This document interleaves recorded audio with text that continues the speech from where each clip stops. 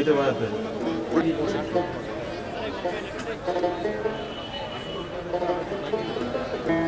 Sir ওইটা বন্ধ করে দিন, ওই রাস্তাটা বন্ধ করে দিন।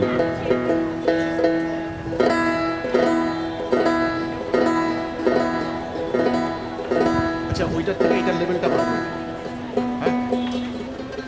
হ্যাঁ Shantanu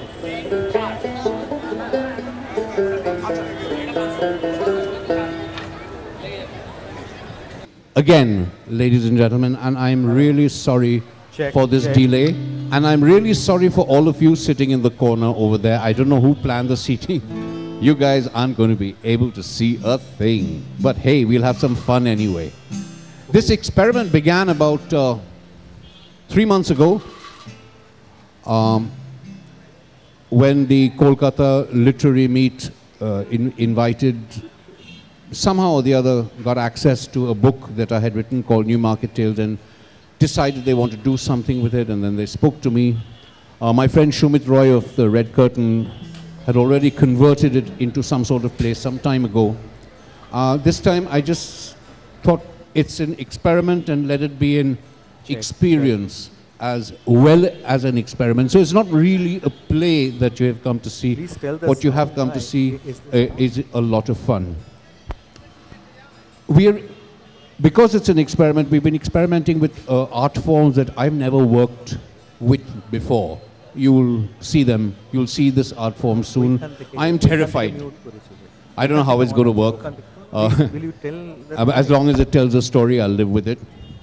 And the experience and the experiments that I have seen taking place in that huge, now not so beautiful structure. I think when you're a child,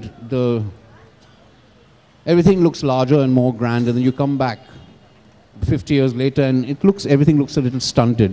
And of course the clock doesn't work. But there you are. I just hope that what we're going to do, I must tell you about one. There used to be a little restaurant here called I think it was the Soda Fountain or Magnolia or something inside many years ago. Magnolia. Yeah, they had Are there any children in the audience? Oh dear, close your ears, close your ears. This might not be very kosher, what I'm going to say now. They had advertised that they could give you, because this new market is advertised as a place that you can get anything from a needle to an elephant here. They had advertised that they can feed you anything that you want. And if they don't have it, they'll give you 500 rupees. So one of my friends is a horrible little beast he was. He was about 12 or 13, and his voice hadn't cracked yet.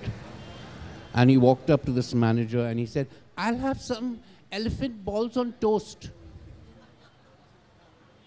So the manager said, "Okay, here's your money, you win." He said, "Ha ha ha, I knew you wouldn't have elephant balls." He says, "No, young man, we've run out of bread." But that's the kind of place this has been. Those are the kind of memories I have. There's some are fun, some are sad. I think the one that you're going to see is marginally sad.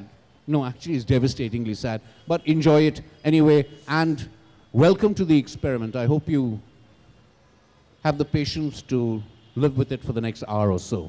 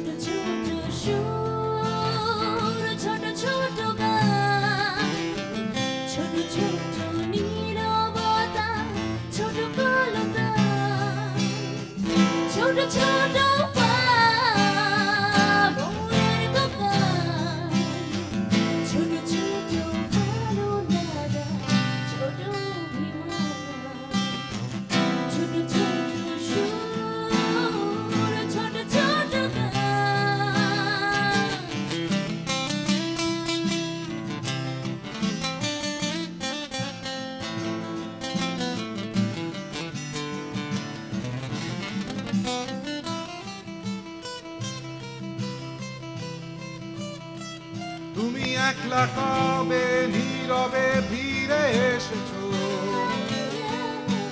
শহর যখন ঢাকা কুয়াশায়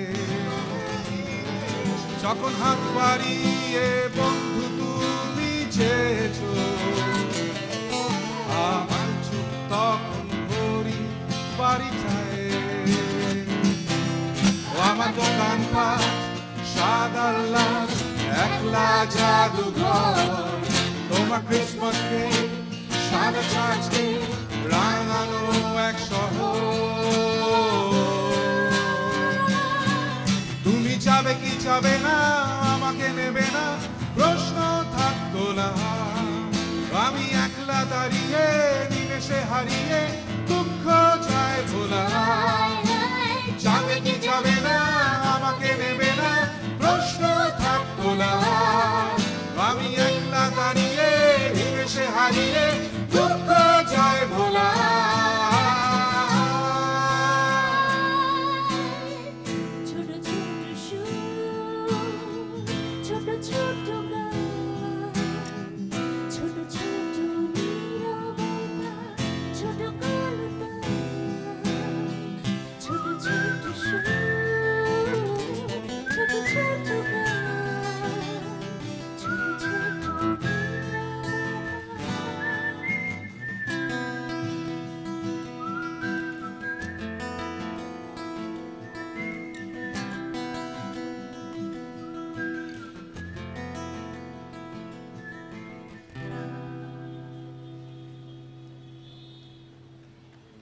The south end, which was the posh end of Free School Street, was where all the restaurants and the nightclubs were.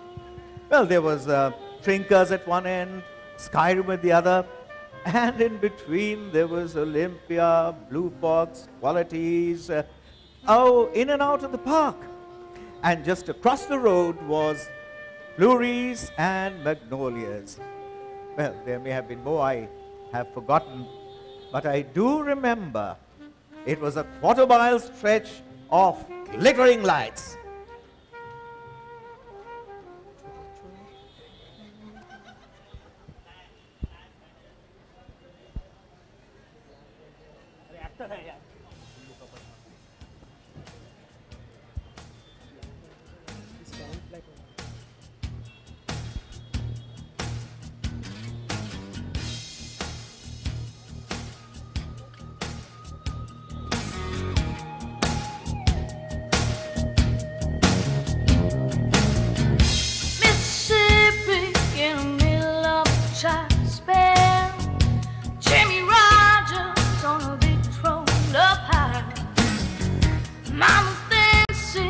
We used to watch the patrons going in and out of the nightclubs and restaurants.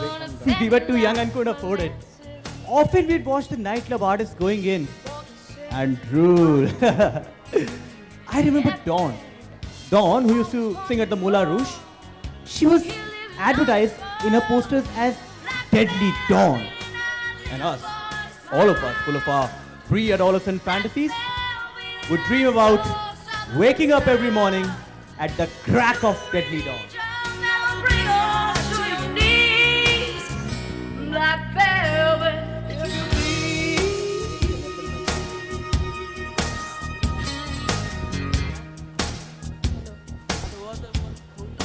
At the other end of Free School Street was Corporation Street, which, as the name suggests, housed the municipal offices of Calcutta in a gigantic Victorian edifice which smelt of old files, stale sweat, and piss.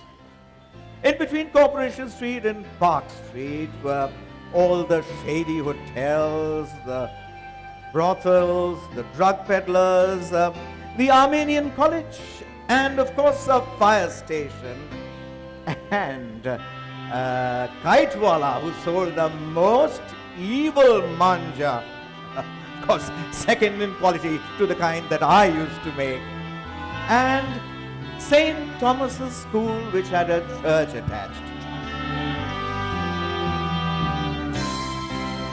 Right opposite the church were music shops, where you could buy an old Perry Como 78 RPM record if you were inclined that way. And of course, second-hand bookshops which throw up treasures every now and then. Balzac and Maupassant, second editions, presented to my darling James Bartholomew Jones from Patricia, his ever-loving wife. March 1879 in full calligraphic splendor. It was here in 2009 when I came to Calcutta on a nostalgia trip. I suddenly discovered a dog-eared copy of Winnie the Pooh, which had been presented to me by my friend and neighbor Francis.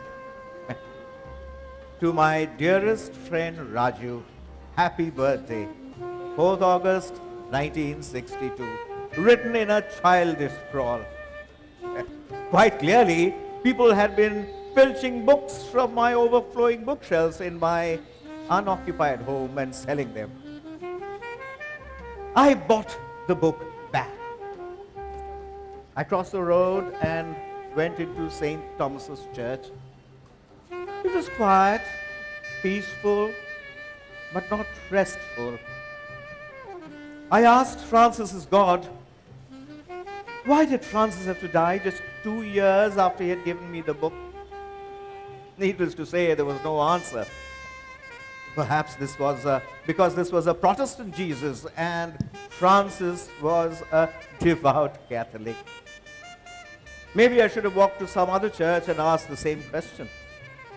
Francis was the baker's son who swore he wouldn't ever eat a loaf of bread again. Everything about Francis, above the waist, was fat. He had a fat head which connected to a fat neck, to a fat chest and tummy. And all this fat was parked precariously over long spindly legs. He also had the longest fingers you would have ever seen. Fingers that would spin a cricket ball round the legs of the finest batsmen we ever played against.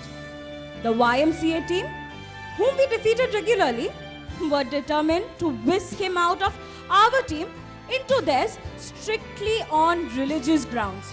Religious grounds? Religious grounds! Damn these religious grounds, I will play on Calcutta's grounds. For the market. After all, I'm a marketer bacha. We used to go for net practice every morning at 6.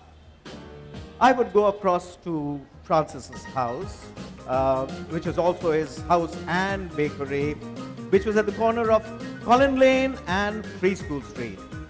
Walking up to his house every morning was sheer joy. Augustine de Costa, his father, baked the finest breads in Calcutta, and the area was resplendent with the smell of fresh baking. Rumors have it that the people would take a bus ride from the southernmost tip of Calcutta, a ride that took an hour and a half in a state-run bus, just to collect a loaf or four. Now this particular morning, I went across to his house as usual, walking in through the back gate where an old Austin A40 was parked. Maroon, polished with varnished wood paneling. You know, the seats had been removed and replaced with shelves to carry the bread, pastries, patties, and muffins to the DeCosta shop in the last row of the new market. Francis, and a very surly Francis at that, was putting the first trays in the van. Hi, Francis. Now what? Shut up, Raju. Just give me 10 minutes and I'll be with you. Oh, let me help. We might finish in 5. He shrugged and walked into the house. I followed him in. Augustine, his father. And there's no doubt he was his father. The same neck, the same body, the same head. He stood next to the oven, on the same spindly legs, his face gleaming with sweat and joy. You know, he was the happiest when he baked. His mother Miriam stood with her back to the door, elbow deep in dough, punching it and pummeling it as she spoke. He never used to lie before, but now he started lying. Ever since he started going out with that Raju fellow, the jeweller's son, he has been evading me. And what's more, he has become stubborn. Lies and stubbornness. Ninette, Francis's sister, and Augustine had noticed us coming in. Miriam hadn't.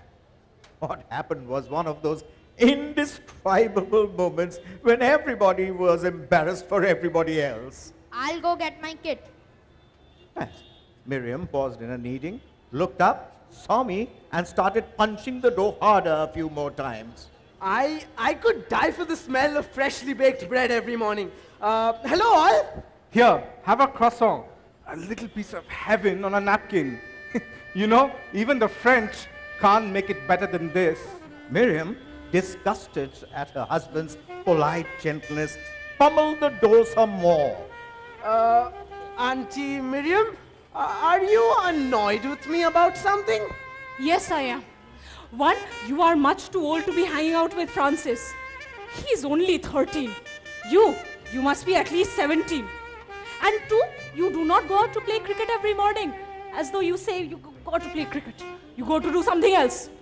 And three, you are supposed to be looking out for him. You're supposed to be protecting him. Instead, all you do, you're a bad influence.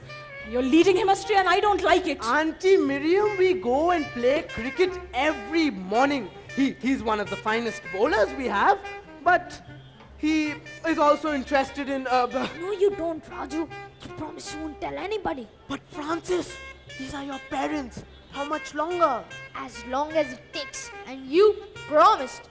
Come on, we're getting late. Why are you taking your school bag? Aren't you coming home after practice? If I get late, I'll go straight to school, as I usually do. Come on, Raju. Hey, Francis, Raju, wait a minute. Now what? Take some of these hot buns for your teammates. They'll enjoy them. Before Miriam, who had turned a bright red and was about to explode, could speak, we grabbed the buns and made a hasty exit. I put my mind back to one morning at the New Market about a year back when Francis had barged into our shop wanting to see my father. He was holding on to a sheaf of papers in his hands with doodles on them. Hundreds of squiggly little figures which didn't mean a thing to me. What the hell are these? You won't understand, but your father would. My father, who was in his cabin, looked up, glowered at us, and waved us in. And what is it that my son will not understand? You see, when my father spoke gently, it meant that he wasn't pleased at all. Even though he was my father, we never spoke to each other, except at the breakfast table, and that was just to discuss the appointments and schedules for the day. Gently was dangerous. Francis, whose head could barely be seen above my father's tabletop, banged the doodles down in front of my father. I flinched. My father looked at him, picked up the whole lot and started rifling through them with his fingers and sorting them into 3 bundles after a casual glance at them. The pile on the left are rings and earrings. This one in the center, necklaces. And the one on the right are bangles and bracelets. Now, where did you copy these designs from? Francis had...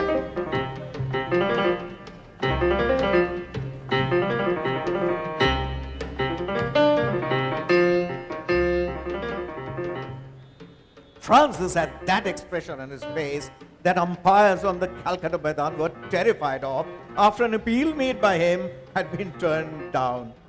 I pinched him hard. He took a deep breath and controlled himself, but I could see that he was still annoyed. Mr. Lachan uncle, I did not copy these designs. These designs are from my head. Ah, and you want me to buy these designs from you? Oof, Uncle Lachan sir, why can't you understand? My father, nobody spoke to him like that. And but I was very surprised. Well, my father was a little confused, but he still carried on. I want to learn how to make designs. I want to make designs with my hands. He waved his fingers in the air. They reached somewhere just under my father's nose. My fingers are not meant to sink into mounds of water.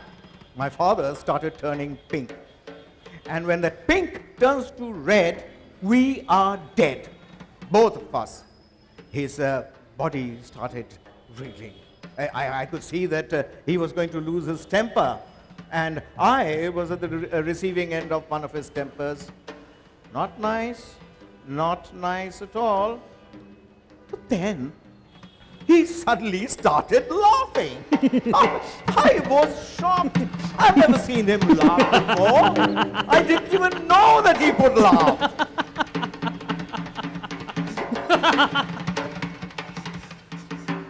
And where will you get the time for all this, huh? You have cricket practice in the morning, school, homework, helping your father out in the evenings. I won't do cricket. Yes, you will! And look, Francis, this is the first time that my son and I have ever agreed on anything. I understand you're important to the cricket team, so we'll have to find out a way. Raju, why don't you start net practice at 6 in the morning instead of 7? Now, this was a side of my father's character I'd never seen before. Accommodating a friend of mine, concern for the cricket team, not losing his temper, and laughing. I wondered what was the magic in Francis.